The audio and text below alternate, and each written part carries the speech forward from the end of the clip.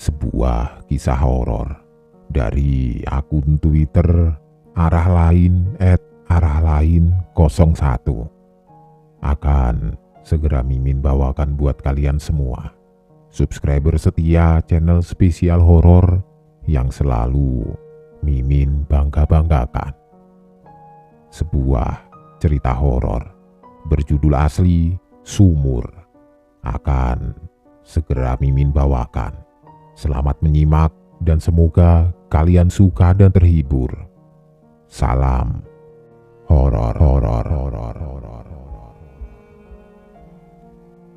Di malam yang dingin, ketika semua orang dalam satu rumah terlelap dalam tidurnya, aku terbangun ketika jam sudah menunjukkan pukul 12:05.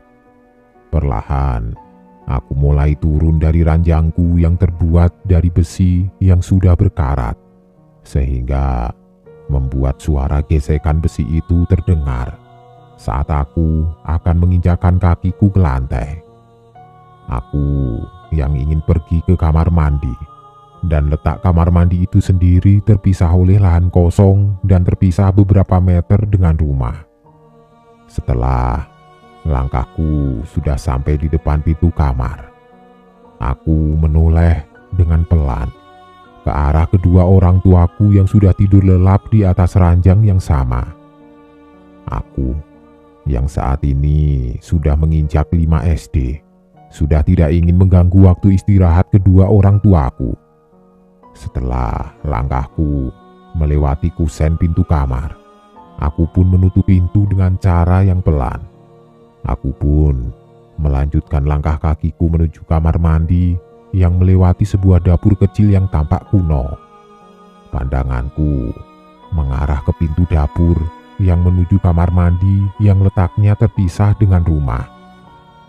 Baru saja aku keluar melewati pintu dapur itu, hembusan angin yang membentur kulitku membuat seluruh badanku merasa menggigil. Hal itu tidak membuatku berhenti melangkah. Namun, di saat langkahku kurang beberapa langkah lagi menuju kamar mandi, badanku seketika merasa merinding. Baru pertama kali ini, aku memberanikan diri menuju kamar mandi sendirian di rumah tua ini semenjak kepindahanku dari kota. Perasaan takut ini memuncak ketika suara keras seperti benturan batu yang terdengar jelas di telingaku. Seketika itu, aku menoleh dengan perasaan was-was. Aku tetap berusaha menenangkan diri dengan tetap melangkah pelan ke arah kamar mandi. Perasaanku semakin was-was saat kepalaku menoleh dan melihat salah satu daun pohon pisang yang bergerak perlahan ke arah bawah yang hampir menyentuh tanah. Letak pohon itu pun tepat di samping sumur. Karena aku sudah tidak bisa menahan buang air kecil, aku pun mencoba tidak menghiraukan hal itu dan langkahku berubah lebih cepat untuk segera menyelesaikan urusanku. Setelah sampai di dalam kamar mandi dan hampir menyelesaikan urusanku, aku pun mengambil air dengan siwur, batok kelapa dengan gagang kayu di dalam gentong tua. Setelah suara guyuran airku lenyap, tiba-tiba aku menyadari ada suara guyuran air yang lain dan suara itu sama seperti guyuranku sebelumnya yang terdengar seperti di luar kamar mandi, seolah-olah ingin menggangguku. Karena rasa penasaranku untuk memastikannya lagi, aku mencoba mengulangi guyuran air dengan siwur yang berisikan air itu ke kaki bawahku. Lagi-lagi, hal janggal itu terjadi lagi. Suara guyuran air yang sama dan terulang kembali. Aku pun mulai terasa terancam. Seluruh badanku merinding seketika. Setelah urusanku selesai, Aku pun segera keluar dari kamar mandi yang hanya berpintu selambu dengan perasaan semakin was-was. Perlahan aku pun membuka selambu kamar mandi dengan pelan menggunakan jari tanganku.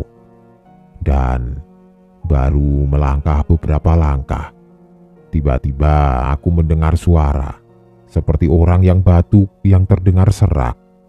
Seketika aku menoleh dan melihat sesosok nenek-nenek tua dengan tubuh yang membungkuk sedang memegang sapu lidi yang bergagangkan kayu. Sosok itu melotot sembari mengeluarkan air liur dari mulutnya. Pakaiannya terlihat seperti pakaian era tahun 80-an. Ia berdiri tepat di samping pohon pisang di sebelah sumur. Aku pun seketika berteriak dan berlari terbirit-birit menuju ke rumah. Sebagai anak yang masih berusia 12 tahun, tentunya sangat menginginkan rumah yang dihuninya merasa sangat nyaman dan aman. Namun hal itu berbanding terbalik dengan apa yang terjadi kepada keluargaku, yang mana kami yang baru saja pindah dari kota harus segera beradaptasi di lingkungan baru, rumah baru, peninggalan kakekku yang berada di suatu daerah terpencil. Pada tahun 2000-an, keluargaku berasal dari kota besar di Jawa Barat dan rumah kami pun masih mengontrak. Namun semenjak kakekku meninggal, ayahku pun memutuskan untuk mencari pekerjaan baru di kota yang berbeda dengan maksud agar rumah peninggalan kakek bisa dihuni. Tidak berselang lama, kami pun akhirnya memutuskan untuk pindah ke suatu daerah terpencil yang letaknya cukup jauh dan hampir memakan waktu hingga 10 jam perjalanan dari kota asalku tinggal.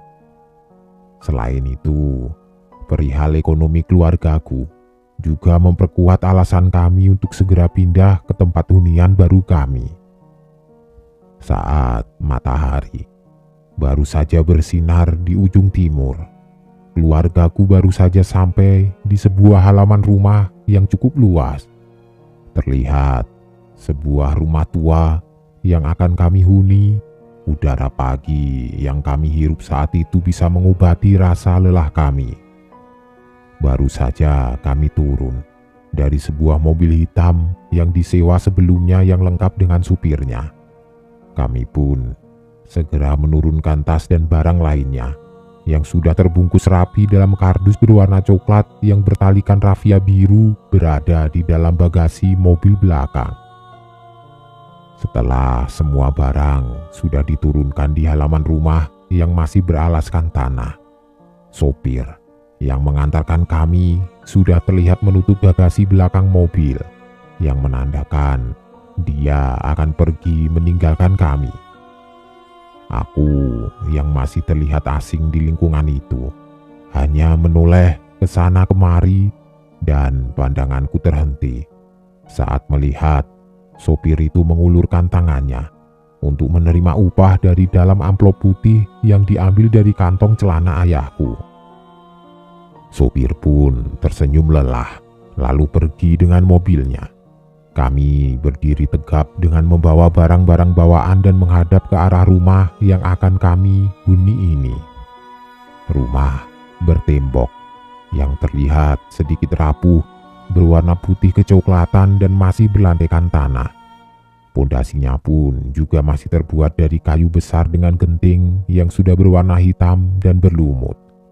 Meskipun begitu, rumah ini masih memiliki lahan yang cukup luas di sekelilingnya.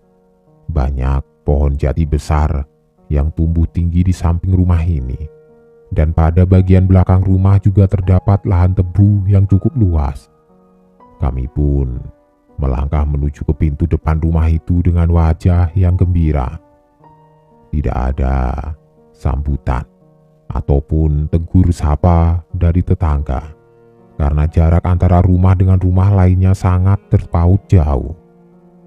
Sesampainya di depan pintu rumah, Ayahku meletakkan barang bawaannya lalu merogoh kunci yang ada di dalam celana kain yang berwarna hitam. Aku yang berada di antara kedua orang tuaku seketika tercengang saat pintu itu dibuka dengan cara perlahan. Bersama-sama kami melihat sebuah ruang tamu yang terlihat lebih besar daripada umumnya, sangat berdebu dan dipenuhi oleh perabotan-perabotan tua. Lantainya pun juga masih beralaskan tanah. Terlihat ruangan ini tidak memiliki plafon yang membuat cahaya matahari bisa masuk di sela-sela genteng yang kayu rangkanya pun juga dipenuhi oleh sarang laba-laba. Rumah ini memiliki 2 kamar, ruang tamu, serta dapur dan kamar mandi yang letaknya terpisah oleh lahan kosong. Kami pun melangkah lebih dalam dan bergotong royong membersihkan seluruh ruangan agar terlihat lebih bersih dan nyaman. Hari sudah malam. Suara burung hantu dan kelelawar terdengar hingga di dalam rumah. Aku pergi ke kamar mandi dengan ditemani oleh ibuku. Di dalam kamar mandi itu tidak mempunyai pipa saluran air yang menuju ke dalam gentong, dan cara mengisinya pun harus terlebih dahulu mengambil dari sumur yang ada di depan kamar mandi dengan menggunakan timba bertalikan tali tampar yang diikatkan di ganggang timba. Aku yang saat itu hanya bisa melihat dalam keadaan jongkok hanya terdiam di samping sumur dan melihat ibuku mengambil air dari dalam sumur untuk diisikan ke dalam gentong yang ada di kamar mandi. Terlihat suasana semakin gelap tanpa ada lampu dan hanya ada cahaya bulan yang mulai menyinarinya. Aku tiba-tiba saja merasa merinding ketika ibu sedang berada di kamar mandi sedang menuangkan air ke dalam gentong. Terdengar suara dengan suara yang sangat pelan. Suara itu seperti seseorang yang sedang mengerang kesakitan di dalam sumur. Mencoba untuk lebih memastikan, aku berdiri dan melangkah menuju ke bibir sumur itu, lalu menengok ke arah dalam sumur yang terlihat gelap. Saat kepalaku semakin lebih mendalam ke arah dalam sumur, nafasku berhempas kencang dengan jantung yang semakin berdetak kencang ketika ibuku memeluk dari belakang lalu menggendongku. Terlihat mimik muka ibuku sangat ketakutan jika anaknya terjatuh ke dalam sumur itu. Karena ketakutan itu, ibu segera memandikanku dengan segera membawaku masuk ke dalam rumah. Keesokan harinya, aku yang baru saja terbangun dari tidurku, aku perlahan turun dari ranjangku dan keluar dari ruang kamarku. Dan di sana terlihat ayahku yang sedang menata perabotan yang masih dalam keadaan berantakan. Setelah itu, aku menuju ke arah dapur. Terlihat ibuku sedang memasak untuk sarapan pagi kami. "Loh, Nak, sudah bangun? Capek ya?" ucap ibuku sambil membalikkan telur ceplok di wajahnya. "Iya, Bu. Aku mau ke kamar mandi, Bu," kataku. "Iya, Nak," jawab ibuku sambil mengecilkan api kompor. "Tidak usah, Bu. Aku berani kok sendirian," kataku saat ibuku berlogat seperti ingin mengantarku ke kamar mandi. Aku pun melanjutkan langkah kakiku pergi ke kamar mandi. Udara pagi yang kuhirup terasa sangat sejuk ketika aku sudah keluar dari rumah. Hembusan angin yang menerjang kulitku membuatku lebih segar hari itu. Saat langkahku tepat berada di depan sumur, aku sempatkan untuk menengok ke dalam sumur karena rasa penasaranku masih terbendung dalam pikiranku. Saat kepalaku hampir masuk ke dalam sumur, terdengar suara teriakan ibuku. Nak, jangan lihat ke sumur itu. Bahaya. Cepat ke kamar mandi saja." Aku yang mendengar itu seketika menuju ke kamar mandi dan segera kembali ke dalam rumah. Dan rupanya ibuku memperhatikanku sejak tadi dari jendela yang terbuat dari kayu setengah rapuh yang ada di dapur. Ketika sarapan sudah siap disantap di atas meja makan, posisiku sudah di atas kursi meja makan itu. Letaknya pun berada di tengah-tengah dapur. Melihat ibu yang sedang membawa nasi panas untuk diletakkan ke meja makan dengan sambil memanggil ayah yang masih sibuk membereskan perabotan di ruang tamu. "Ayah, sarapan sudah siap. Ayo kita makan sama-sama," ucap ibu. Ayah yang mendengarnya seketika menjawab, "Iya, Bu." Ayahku pun sontak berjalan ke lorong tengah menuju tempat meja makan. Aku dan ibu pun sudah dalam keadaan duduk di kursi yang siap untuk melahap hidangan sambal dan ikan lele di atas meja makan. Setelah semuanya hampir selesai makan, aku yang masih penasaran berbicara kepada kedua orang tuaku. "Ya, Ibu, aku kemarin sebelum aku mandi, aku mendengar suara menggerang di dalam sumur. Suara apa ya itu?" Aku yang masih berwajah polos hanya bisa bertanya kepada mereka. Ayah menjawab, "Nak, dimanapun kita berada, di situ pasti ada makhluk gaib berada. Kita harus bisa menyiasatinya dengan menjaga perilaku kita, agar kita bisa saling menghargai." Aku yang masih dalam keadaan duduk dan hanya bisa mendengarkan nasihatnya yang tidak aku mengerti, dengan mengangguk, lalu melahap sisa makanan yang ada di atas piringku. Setelah itu, kami harus membersihkan semua isi ruangan dalam rumah agar terlihat lebih rapi dan nyaman.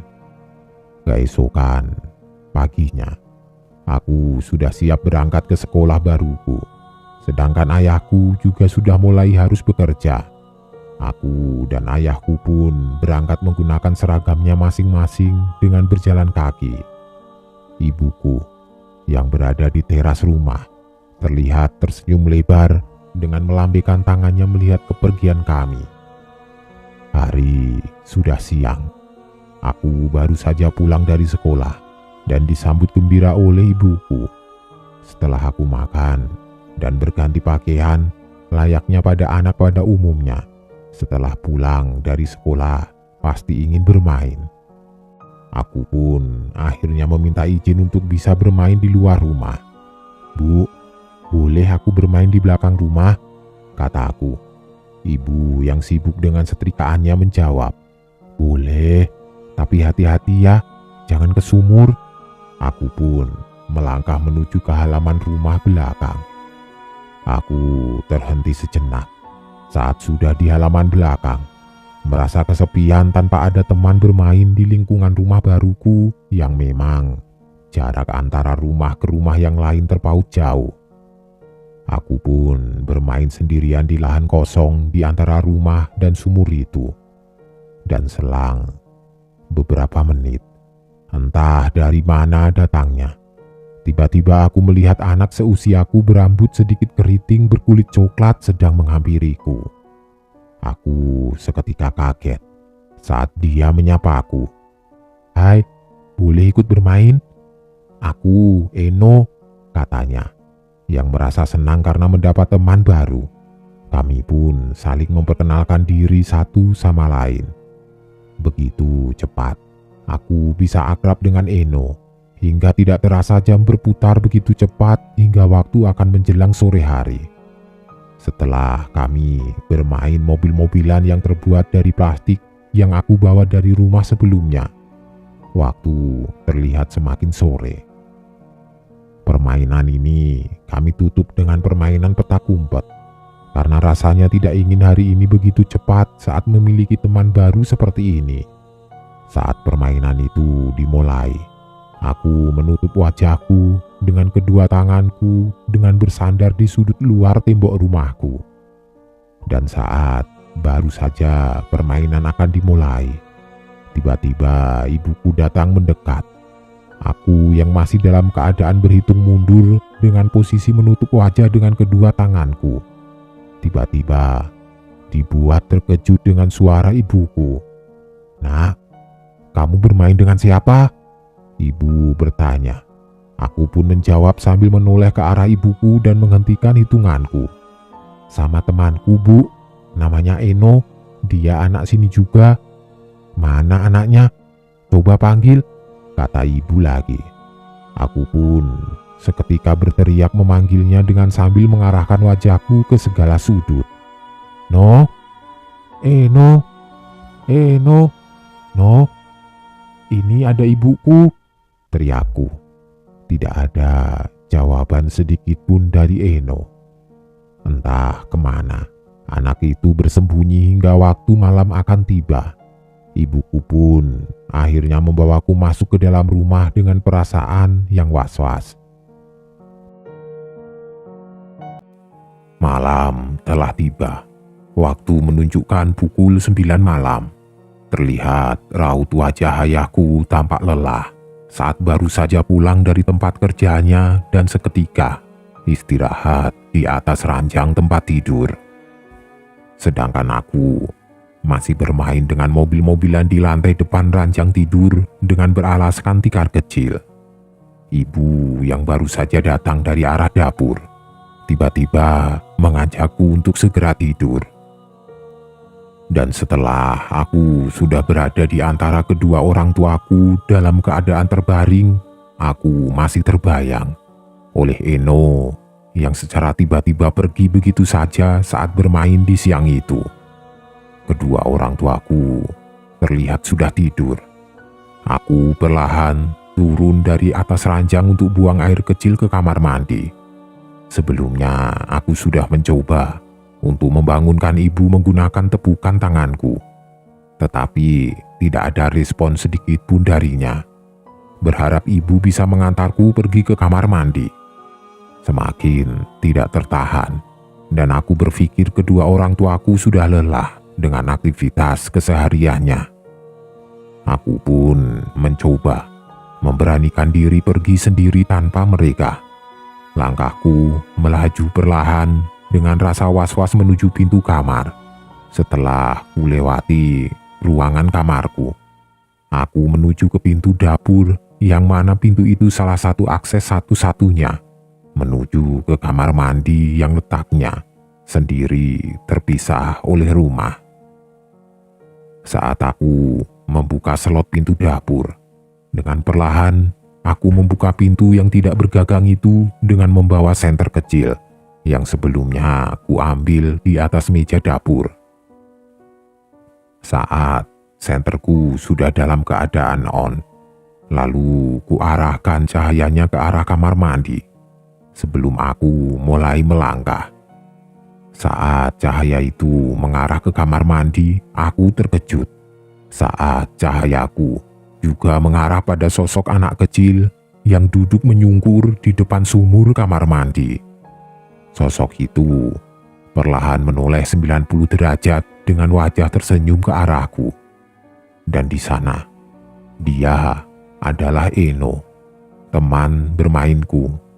Entah kenapa malam seperti ini dia ada di sana sendirian. Perasaan was-was yang aku rasakan sebelumnya mereda saat mengetahui itu adalah Eno. "Eno, kenapa kamu di situ?" kataku dengan melangkah mendekatinya. "Aku ingin bermain denganmu lagi," kata Eno. Entah kenapa, aku tidak bisa menolak ajakannya waktu itu, hingga lupa kalau hari sudah semakin malam. "Sebentar, aku buang air kecil dulu ya," kataku sambil berjalan masuk ke kamar mandi. Setelah aku dari kamar mandi, aku menghampirinya, dan Eno terlihat sudah siap mengajakku untuk bermain. Sempat aku menolak karena suasana terlihat gelap dan aku belum memberitahu ibuku. Entah kenapa, rayuan Eno saat itu membuat aku berubah pikiran. Aku dan Eno pun bermain saling kejar-kejaran di sekitar area sumur. Eno berhenti seketika dari larinya dan mengajakku untuk ke lahan tebu yang ada di belakang kamar mandi. dengan alasan akan memberitahukannya sesuatu. "Ibuku nanti mencariku kalau aku terlalu jauh," kataku saat itu dengan mimik wajah yang mulai merasa cemas. "Tidak, hanya sebentar saja kok," kata Eno. Entah kenapa, lagi-lagi aku tidak bisa menolak ajakannya untuk pergi ke lahan tebu yang terlihat rimbun dan gelap. Kami pun berlari menuju lahan tebu itu dan tidak terasa aku sudah berada di tengah lahan tebu. Pandanganku kabur saat Eno meninggalkanku dan membuatku seketika terjatuh karena jalan yang berbatu hingga mengakibatkan luka goresan kecil di tangan dan kakiku. "Eno, tunggu!"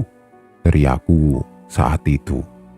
Terlihat remang-remang Eno berhenti dari larinya.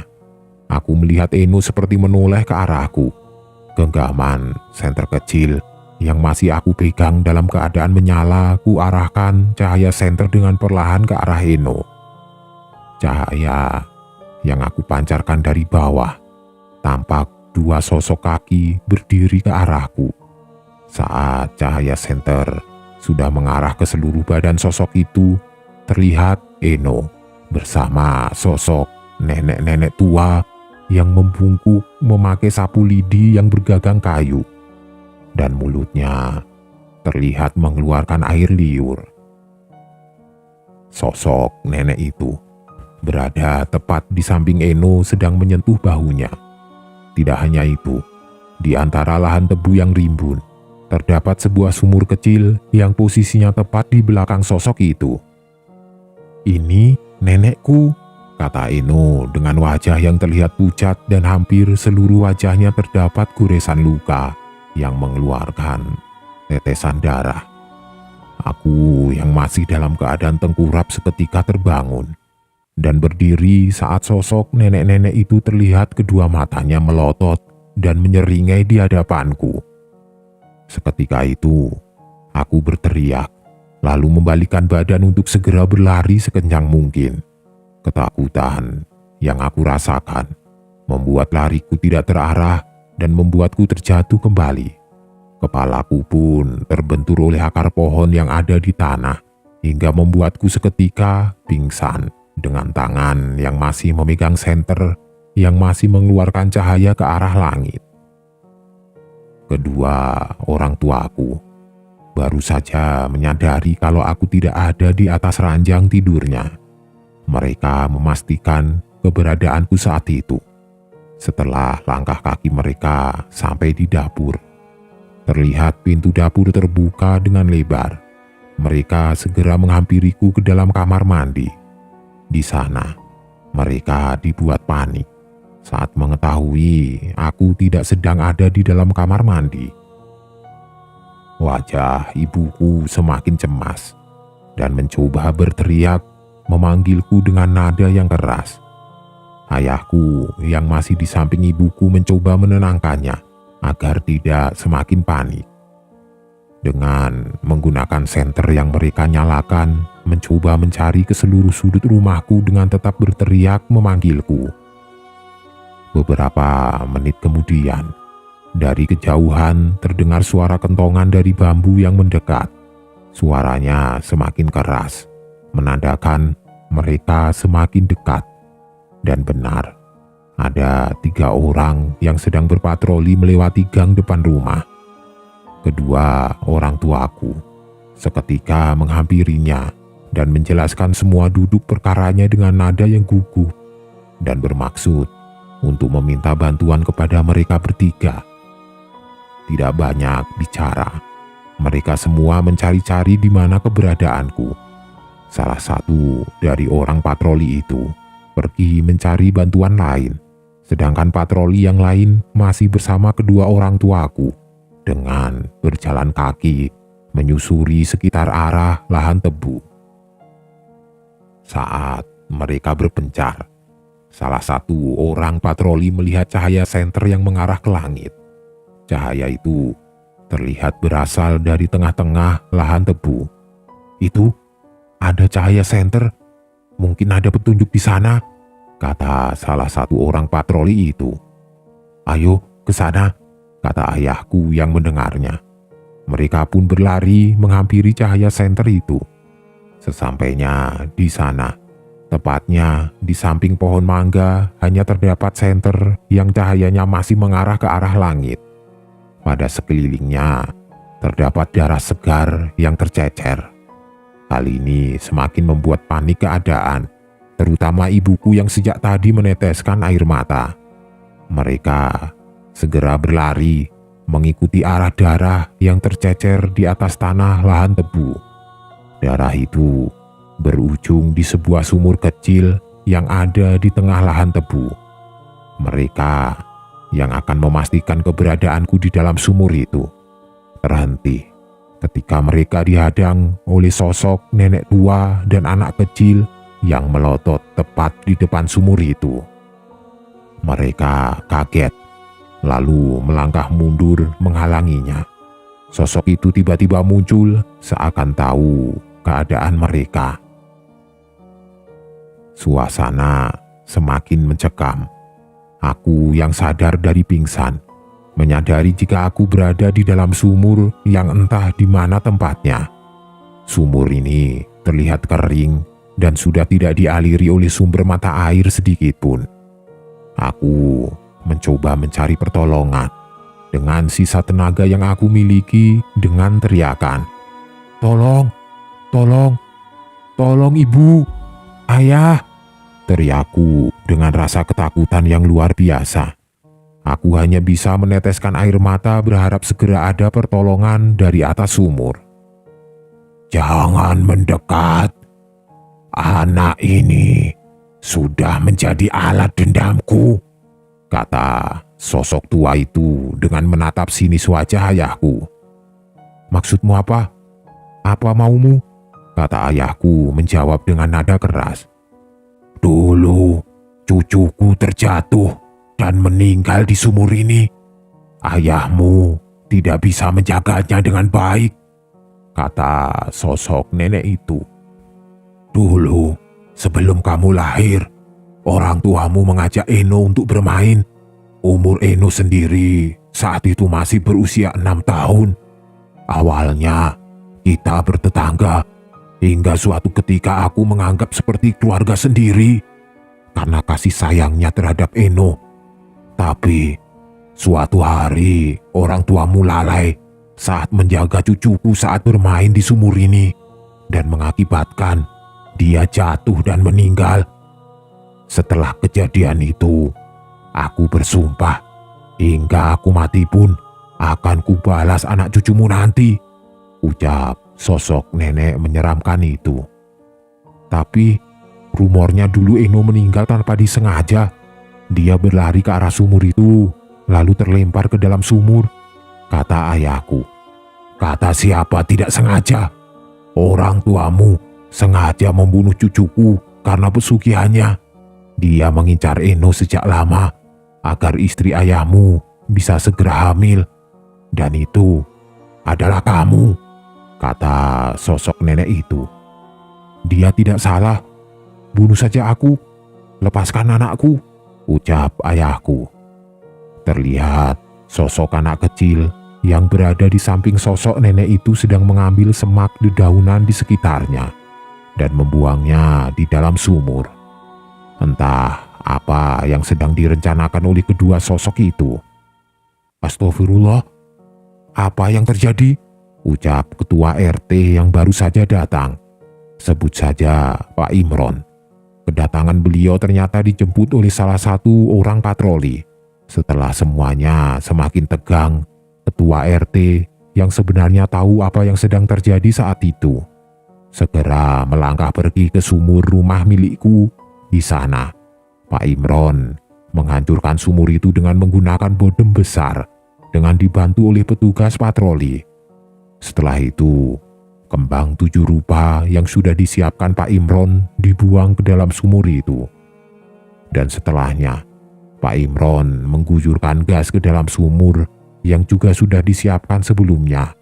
Dengan dibantu orang patroli, Pak Imron meminta tolong agar menghidupkan dupa yang ditancapkan di sekeliling sumur. Setelah semua sudah siap, Pak Imron dengan bibir komat kamit yang entah apa dibacanya, segera membakarnya dengan korek api dari kayu untuk dilemparkan ke dalam sumur. Sumur pun terbakar hebat hingga api menjulur ke atas. Merasa tidak masuk di akal karena sumur itu masih terdapat banyak air, mana mungkin bisa terbakar begitu hebatnya. Namun, itulah yang terjadi saat itu. Pak Imron dengan yang lain segera menutup sumur itu dengan daun pisang yang ada di sebelah sumur itu. Sementara aku yang ada di dalam sumur, perasaanku semakin takut ketika semak belukar yang jatuh dari atas kepalaku membuatku semakin ketakutan. Semak-semak kering itu terus berjatuhan dari atas sumur hingga menutup seluruh tubuhku. Aku tidak mengerti apa yang terjadi di atas sana. Aku hanya bisa berdoa dan berteriak meminta pertolongan. Sosok nenek tua itu seketika menjerit kesakitan bersama dengan sosok anak kecil yang bernama Eno itu. Mereka seperti terbakar oleh bara api. Semua orang menyaksikan sosok-sosok itu menjerit kesakitan dan menghilang begitu saja. Pertolongan Pak Imron membuahkan hasil. Aku pun akhirnya mendapat pertolongan dengan cara mengulurkan tali tampar. Dan sesuai arahan, aku ikatkan tali itu ke badanku agar mudah ditarik keluar dari sumur tua itu. Sesampainya di atas ujung sumur, ayahku juga mengulurkan tangannya. Lalu seketika memelukku saat aku sudah benar-benar dinyatakan selamat. Meskipun banyak luka darah di sekujur tubuhku. Pak Imron tiba-tiba datang dengan nafas yang tidak beraturan, memastikan keselamatanku setelah apa yang dilakukannya di sumur dekat rumahku. Pak Imron juga meminta maaf karena tidak memberitahukan kepada orang tuaku. Karena beliau pikir dendam itu sudah hilang, karena sudah lebih dari puluhan tahun yang lalu. Aku dan orang tuaku bersama dengan Pak Imron berjalan ke arah rumahku dengan menjelaskan secara detail kejadian kakekku semasa masih hidup. Informasi yang tidak kalah penting, sumur tua yang berada di belakang rumahku terdapat buhul batu yang diselimuti kain putih yang letaknya di dasar sumur. Pak Imron menyaksikan hal itu saat semasa hidupnya sosok nenek itu sebelum akhirnya dia mengakhiri hidupnya dengan cara melompat ke sumur itu. Keesokan paginya, keluargaku sudah membereskan barang-barangnya dan memutuskan untuk pindah ke kota asal kami tinggal karena mereka takut hal tidak diinginkan lagi terjadi padaku. Kepergian kami disambut oleh Pak Imron selaku RT setempat dan beberapa warga sekitarnya dengan menyewa mobil yang sebelumnya sudah disewa ayahku. Segera ayahku dengan dibantu sopir memasukkan barang-barangnya ke dalam bagasi mobil. Sedangkan aku dan ibuku sudah lebih dulu duduk di bangku belakang, bersandar ke arah kaca pintu dengan memandang rumah tua itu sembari tangannya memeluk bahuku dari arah samping. Setelah semuanya selesai, ayahku pun masuk dan duduk di bangku depan mobil sambil menganggukkan kepalanya yang menandakan kami akan segera pergi.